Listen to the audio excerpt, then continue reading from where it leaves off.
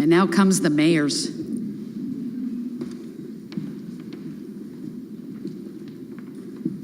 Good morning. As they are getting seated, my name's Jackie Hinman. I'm the chair and CEO of CH2M, a Fortune 500 engineering, construction, and operations company. And I also serve as the chair of the Infrastructure Committee of the Business Roundtable, which is a group of about 200 CEOs representing the largest companies in the U.S. who support investment in infrastructure as the backbone of the American economy and a catalyst for both job creation and quality of life. So I'm going to make a few remarks to set the context for this fantastic panel we have, and then we'll let our mayors talk about their innovation in infrastructure. Now, I've been counting off all the statistics we've heard this morning, and I think I still have a few we haven't heard. Every dollar spent on infrastructure represents, in the U.S., $3 in economic activity. Over $300 billion in economic output would be generated in the year 2020 if U.S. infrastructure investment was boosted by just 1% of GDP per year.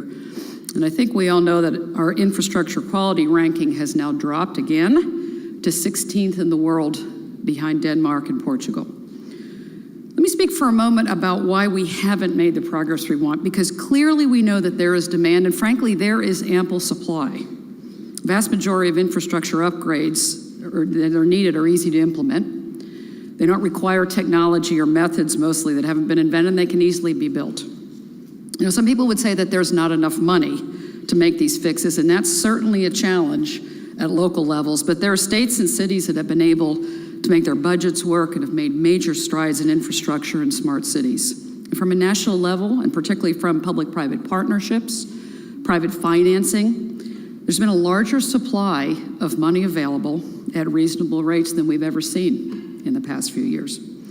The main challenge, I think, that we all see is from historic infrastructure project definition, funding, and implementation, that they're changing, particularly in the areas of water and transportation.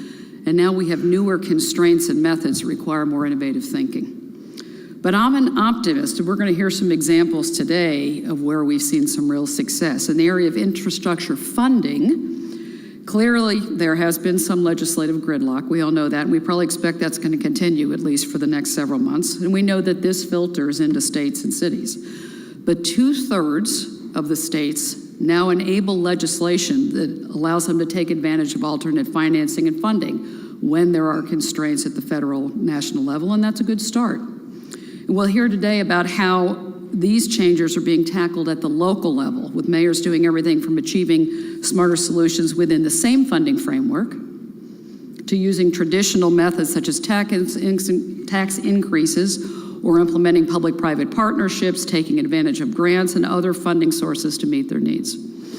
Second reason for optimism is in the area of permitting. Now, in several recent infrastructure bills, both water and transportation, we're seeing attempts to streamline burdensome permitting processes in the language. And once federal agencies can make these come alive and implement these in a way that helps states and cities, we think we can see faster and smarter project implementation. So ladies and gentlemen, there is innovation and there is hope. And speaking of hope, let's go to our panel. We're lucky that our panelists today are all experienced second-term mayors that have led the way with their achievements. I'm betting that's why they're second-term mayors. They have found better ways to make their cities great, and I urge you to help me welcome them. We have Mayor Sly James from Kansas City, Missouri, who's making Kansas City one of America's smartest cities, also known as the new Silicon Prairie. We have Mayor Stephanie Miner from Syracuse, using an innovation team to fight back against a critical water infrastructure challenge. And Mayor David Condon from Spokane, Washington, who's been successful in promoting green infrastructure and lowering costs for clean water and other infrastructure solutions. So I'm going to start by asking each mayor a question about their successes. We'll explore a few concepts as a panel, and then we will actually open up the dialogue for Q&A. There we go.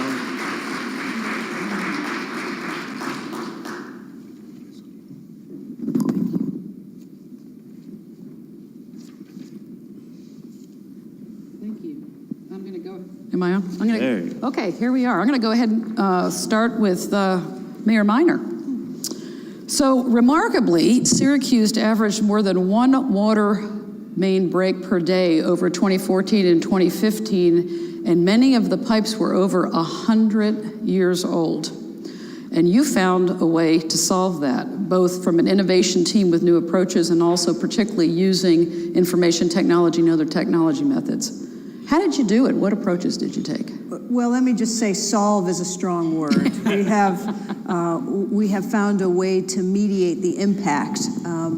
What we have done is recognize that there has been a revolution in data technology that has not been taken to look at how you maintain and update your infrastructure.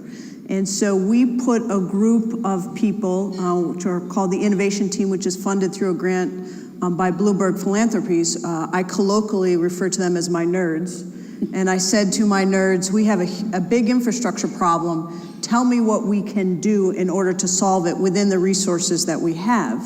And what they did was found a way to use data and technology to be able to predict where you're going to have big breaks, and before they become catastrophic, repair them. Because the single biggest expense in infrastructure is when you cut the road and you dig down. If you can do that in a more managed way, rather than just constantly responding. So we have implemented sensors that are, relatively speaking, very inexpensive, that they're just kind of magnets that you put on top of the pipes that continuously read data, put it to the cloud, and then between the sound measurements, what it does is it shoots it back to our folks who look at it and say, that's a small leak that could be, that's on a very large water main that could be a huge problem for the city. Let's wait until there's a weekend when we can repair it, or that's a leak that's going to be catastrophic soon, let's get in there. And so part of what has happened as the federal government and state government have stopped making money available for maintaining infrastructure is that we have lost the ability to keep up on all of these new technologies, which make us. The new technologies mean that a dollar can go much further than it used to go. And you can use this technology to be predictive and to be much more efficient and effective. Thank you very much. So speaking of technology, Mayor James. Yes.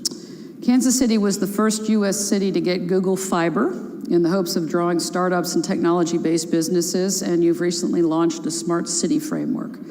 What's been the impact on economic development and on quality of life? And how'd you get it done? Well, first of all, I need to give credit to people who were working on it while I was still running for office. I was engaged, but certainly not as deep as they were. And I remember being at the Unity Breakfast the day after the election and thinking, dreaming about taking some time off and get my law practice squared away so I could hand it off. And the president of the chamber comes over, leans over, whispers in my ear, can you hang around for a short meeting after, which turned out to be 2 hours, and then thrown into the negotiations on Google. So for a couple of months, that was mayor without portfolio and certainly mayor without any pay. I'm not sure which bothered me more. But anyhow, we got the contracts done, and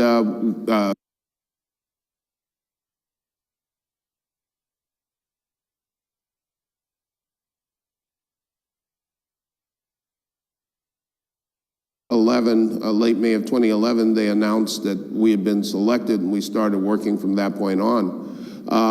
And the good thing about working with Google is that they invested over $300 million in Kansas City, hired over 100 subcontractors for construction, who in turn had well over 1,000 people working in construction. And once the construction was done, of course, then there were permanent jobs that came out of it as well. We found out a couple of things. Number one, Google came to us basically as a puzzle. Jigsaw puzzles, when you buy them, there's a picture on the front of the box that shows you what it's supposed to look like. Their box was brown. There was no picture. Their puzzle pieces were scattered. And they basically said, here's a puzzle, figure out what to do with it.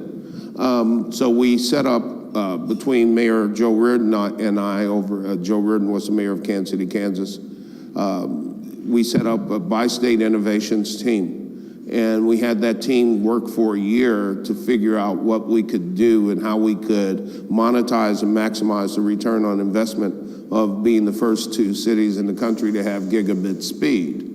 And they worked on that, and they put together the digital playbook, which we still use today to drive digital innovation and job creation. Subsequent to that, once the basics were done and Google started pushing out its home product, they had a very unique marketing plan.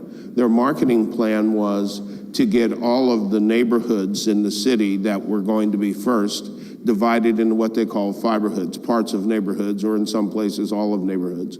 And the idea was that for a $10 deposit, you could reserve your spot for Google Fiber to the home. And the first fiber hoods that came back with the recommended percentage, whether it was 60% or 70% or whatever, they would be the first in the queue to get construction in their area. What that showed is that there was a huge digital divide in the city. And it broke down along racial lines, traditional racial lines, to traditional poverty lines. And the way that we knew it was because when the fiber hoods reached their goal, they turned green on the map. And when they didn't, they turned red. So right down the street where everybody considers to be the racial dividing line, red on one side, green on the other, and we went, this ain't good. So we had to set about fixing that. That's one of the quality of life issues that I'm really happy about, because what it did was it created coalitions, grassroots coalitions and public-private coalitions and private coalitions, not-for-profits, whatever. Everybody turned to this issue as being extremely important to solve, and we're working on that, and we've made great inroads. Beyond that, we had another phenomenon that occurred, grassroots, on State Line Road, called the Startup Village. And basically it was a couple of people who owned houses that were not being used, and they basically decided that they would let entrepreneurs who wanted to take advantage of the 1 gigabit speed come to those homes, the village, and live there for a half year or a year while they worked on a project, basically rent-free. And so that attracted a lot of people to the area who started businesses there, et cetera. So as a direct result of that, we've been able to leverage Google, and there's a lot more to the story, a lot of success stories. We've been able to leverage Google as a point that we are using to compete as one of the 7 remaining cities for the $50 million DOT Smart City Grant. And the reason for that is Google has been the catalyst that allowed us to have a public-private partnership with Cisco and Sprint to do smart and connected cities. We're the largest smart and connected city in the continent along our streetcar line. So all of those things came together because Google was a catalyst, and we leveraged that into other partnerships and collaborative efforts. Great, thank you. Very interesting. Mayor Condon, you recently implemented a plan to upgrade wastewater infrastructure, roads, and the Riverfront Park in Spokane, and used a smarter government approach that included faster permitting and improved planning, and on top of that, saved about $150 million. How did you do it, and what were the biggest challenges you had in changing some of your processes? Well, I think first, you said it, we brought all of the pieces together. I actually, on the back table back there, there's a piece called Link Spokane, and it was an initiative to really bring together all of the different infrastructure across the city, everything from parks to streets to roads, and quite fundamentally, as we all know, roads, the mayor just talked about it. As soon as you open them up, what's underneath all those roads but our utilities? The city of Spokane owns our utilities, everything except power and natural gas. And so we look at those roads as really three-dimensional. So that was number one. Even to this year, we will now bring our roads department into our utilities department and go to a public works. We are one of the first in the country that then leases our roads to the utilities. So for $5 million a year, they pay a franchise fee so that our utilities now runs our road system. What does this mean? It means that when you have to treat stormwater, all of a sudden you look at roads a little bit different. They're the collection device, and so therefore our roads have, where they weren't needed to be as wide as they were, they've skinnied those up. We've used permeable pavement that adds the trail system and the bike system. We also, and I brought it for the first time this last year, put together our operating budget with our capital budget. In a city of Spokane, about $210,000, an operating budget about $180 million a year. We will spend just under $1 billion on infrastructure over the next 6 years. What that's really allowed us to do is to really look at our finances completely different. And so the savings came from integration. Case in point, combined sewer overflow tanks, 22 of them in our city. 2 of them were going to be on city property. Now 19 of them are on city property. So we didn't have to purchase all that. We also then really took a different look at the way we looked at the risk of complying with the Clean Water Act, really right-sized it because we were able to go into green infrastructure, because guess what? The park system owns the most properties, so many of those tanks are on our park property, and therefore then all of a sudden really lent themselves in the culture of the Parks Department to green infrastructure. And really we were proud at the end. I was down in front of the credit raters about 18 months ago now in preparation for both a street levy and a park bond. We were, I believe, the 3rd or 4th city in the country to sell green bonds, and it was CH that really validated that those some $200 million in projects were all green projects. And for us, for a city that is on the river, the quality of our river, Spokane River, that goes into the Columbia River, is really the center of our community. So it really, as you'll see, and I'll finish here, the reason why this is printed on newsprint is because the big piece, and I think as we heard this morning, the public was bought into this, and that went out in our 2 local newspapers so they could really see where it all came together, because at the end of the day, the public doesn't care a lot about what's underneath the ground, except when the water doesn't turn on or the toilet doesn't flush. But what they really care about is what's on top of it. So you'll see in this that has been out in both of our newspapers, I think twice now, where they really see a 1 million gallon tank, but really the benefit of it in a real sense of what are the new features that they'll see in their neighborhoods. Thank you. So you've all talked about the public in one way or another. What infrastructure issues do you think that your citizens, the public, the voters, are least aware of, but are also critically important for you to be able to move infrastructure forward in your city? Well, I would say that the voters of the city of Syracuse, besides being the smartest voters around, In New York. as a mayor who, I came into office, and the year I came into office was where we started seeing really the level of failure in our water main system, which is 100 years older in some parts of our city. We're an older city where the climate is cold. When it's old, it's cold, and cold, your water mains freeze and break. So I have been talking about this for a long time, but the next part of the advocacy is, I know they all understand infrastructure. They think it's important. They think that it is fundamentally a government responsibility. I've been talking about water mains long before Flint, Michigan, long before we started seeing people testing their water for lead. But now the next part of that is, well, who is ultimately responsible for making sure you bring your infrastructure up into a state of good repair? Mm-hmm. And that's when it gets complicated, because when your infrastructure fails and your water doesn't come on, or you have sewage coming up through houses, people turn to the mayor, rightly so, and say, you got to fix this. And you can't then say to them, well, for 20 to 30 years, there's been a disinvestment by the federal government and the state government, and we've had to pay pension costs and healthcare costs, so we haven't really invested in bringing this up to a state of good repair.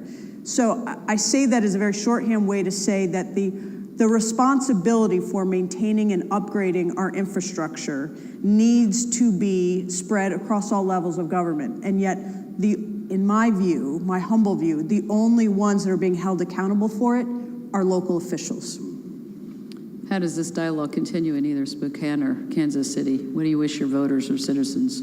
I think that's, the understanding of the magnitude of the issue, and that's really you know, you can talk about, you know, pipes and pavement, and you can talk, you know, you do any type of polling in our community. Streets is always at the top of the issue, and that's really where we launched this Link Spokane initiative, is to show them, you'll get a new street. I mean, right now, this summer, largest construction summer we've ever seen, about 180 million. That's about triple of what we normally do. And so when people see the roads opened up and they see the pipes getting redone, we're redoing one right now. We're similar climate, not, you know, northwest, not northeast, a little bit, but still the cold. And so they see the pipes getting redone. They see the sewer pipe getting redone. They're seeing the water pipe. I was just out doing ride-alongs all summer long and was out there with our construction crews. And, you know, even as labor said, they also see the job impact. I mean, when we see in a city our size at that level of tripling the construction, they also see when you talk, we talk a lot about the Spokane River and how clean it is, but when you're talking about putting a tank of some 500,000 gallons,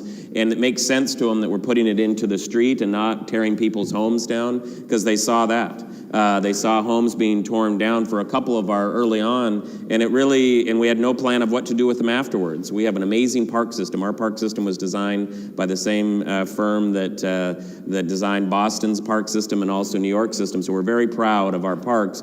And so the reality was, everybody's, well, what do we do with these afterwards? Now, what's fascinating is we have a charter school that's in the center of our city. We had to put one of these large tanks, and I just handed the ceremonial key over to the charter school because they didn't have any green space. Now we turned that into green space. So even the cost, they have to see the benefit, I think, in their day-to-day life, because their expectation is that the toilet flushes and the water turns on. And why doesn't it happen? I mean, it's horrible what's happening nationally, but I think the attention now, just last week we announced we have 485 hookups that still have lead couplings out of 72,000. So we have very few amount, but that allowed us then, because of the publicity, we now over the next 2 years will remove those, and all 486 of them, we sent lead sampling kits to their homes. Don't have anything to worry about, but we're taking them out preventively. So there's been some benefit to the national attention, but I would suggest that's still a little different. It's all on the locals.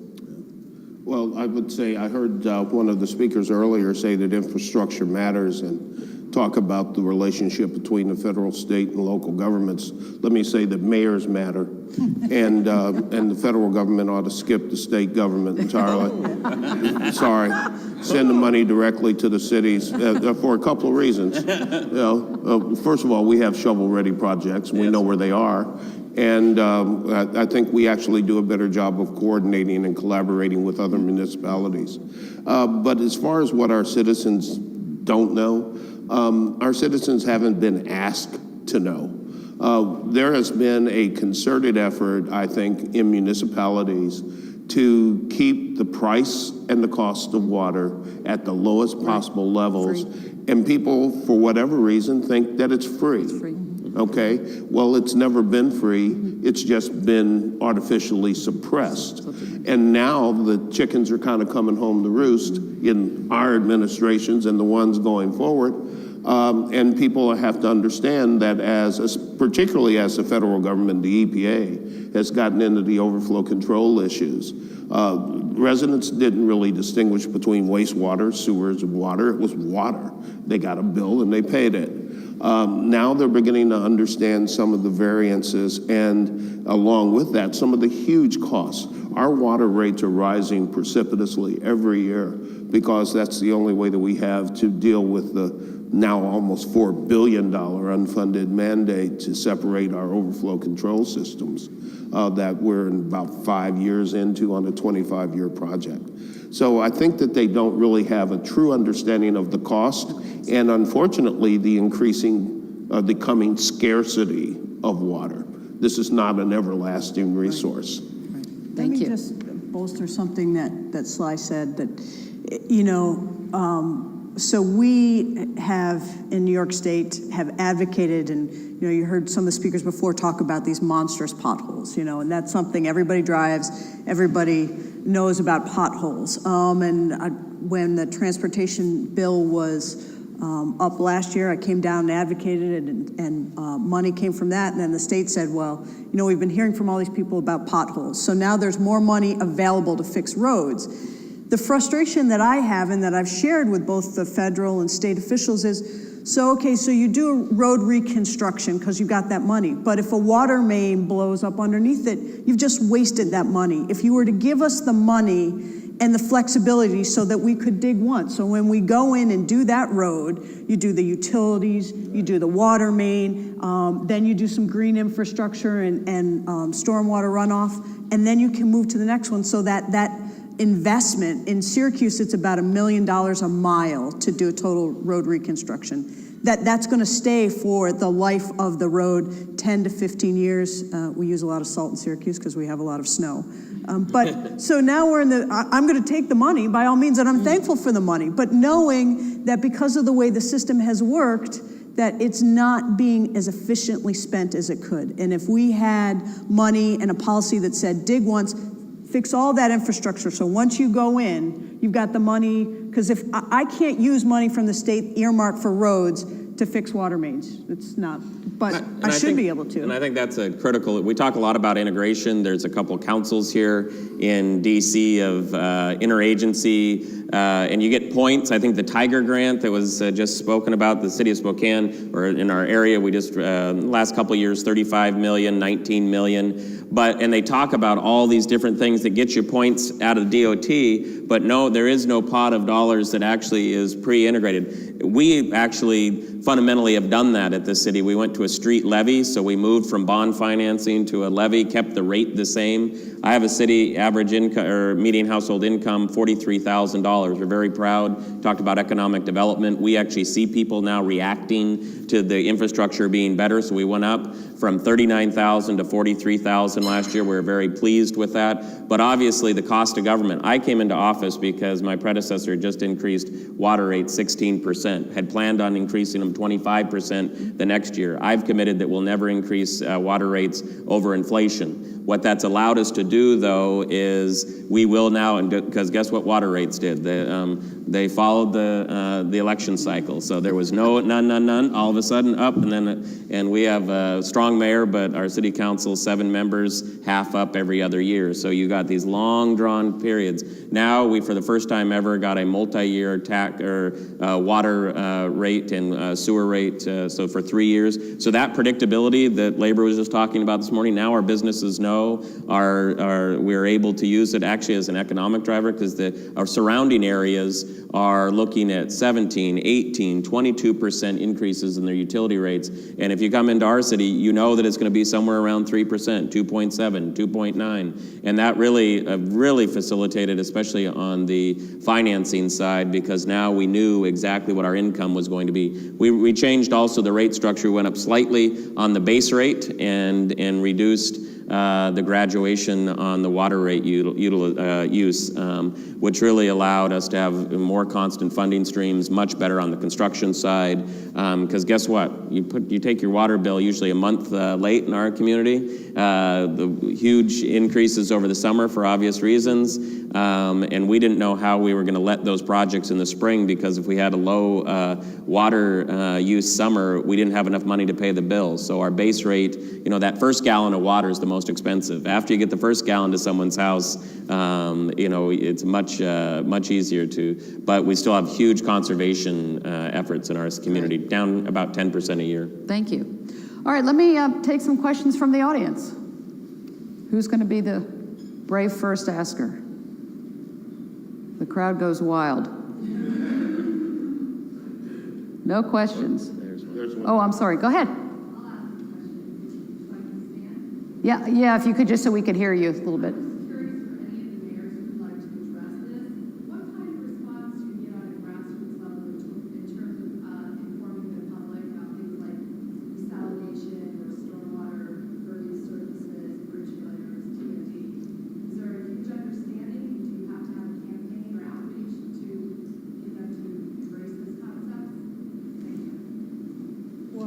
I would say that you have to have a campaign, but I want to put that in the context of being a mayor. you know, the world and people's lives are so busy and so complicated, and there's so much information coming at them all of the time. Like literally people's lives are like information superhighways. So to get them to focus on something, you have to, you know, have what we would call campaign. My experience has been people implicitly believe that infrastructure is something that a government should do and that should be paid for. Where the disconnect happens, candidly, is they don't trust the state government or the federal government that if you give them the resources, it's going to come back to infrastructure. I think there's more trust in local governments because they know they can grab Sly at the grocery store, they know they can grab me or David, and they can look in the whites of our eyes and say, you know, you better be taking this money and we want to see it. But yeah, you have to educate the populace on almost anything you want to do these days. Yeah, I agree wholeheartedly. It's not something that you can assume. You have to be intentional about educating about very specifics, and you have to have a goal in mind, and it's something that you should package in a way that shows the public the direct benefits to them as to why you're doing this. If it's just like, oh, we need it because it'd be a good thing, you got to show how this is going to help them in their lives. Where's the benefit for them? I mean, literally, that's why we went into these newsprint articles so that you could see it. Also, I'm talking about the grocery store. They really see, especially as we talk about multimodal and multi-purpose for our streets. Believe it or not, those swales, which slow down traffic in neighborhoods, is really how we saved $150 million in the city of Spokane, because now that water is going through a natural swale rather than going through a gray tank and then into a sewage treatment plant. And so people really see it. But I'll tell you, I all the time say, let's put up the big reader boards. You know, they put up the mandatory red slash marks that say application for permit. Right next to it is some of the renderings, and then you'll see in these brochures, we do the renderings all the time so people can see that benefit. They can see them. Great. There's a question right here.